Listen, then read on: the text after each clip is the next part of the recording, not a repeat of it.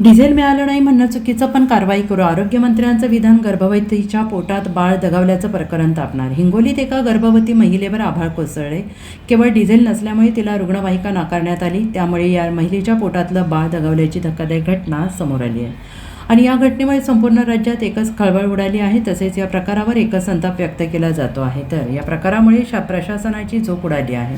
या घटनेवर राज्याचे आरोग्यमंत्री प्रकाश आंबेडकर यांनी प्रतिक्रिया व्यक्त केली. डिझेल मिळालं नाही म्हणून रुग्णवाहिका नाकारली असं म्हणणं चुकीचं असल्याचं म्हणत या प्रकरणाची चौकशी करण्यात येणार असल्याचं प्रकाश आंबेडकर यांनी म्हटलेलं आहे. ते मीडियाशी संवाद साधत होते. प्रकाश आंबेडकर नांदेडमध्ये होते. यावेळी त्यांनी मीडियाशी संवाद साधला. असा प्रकार झाला असेल तर त्याची चौकशी करू.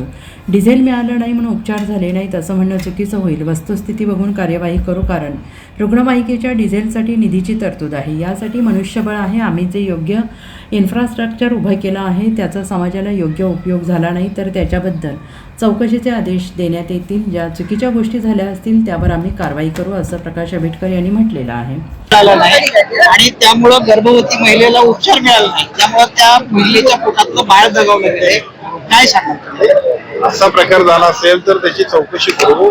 डिझेलसाठी उपचार झाले नाहीत असं म्हणणं चुकीचं होईल. वस्तुस्थिती बघून त्याच्यावरती जे संबंधित असतील त्याच्यावरती आपण कारवाई करू.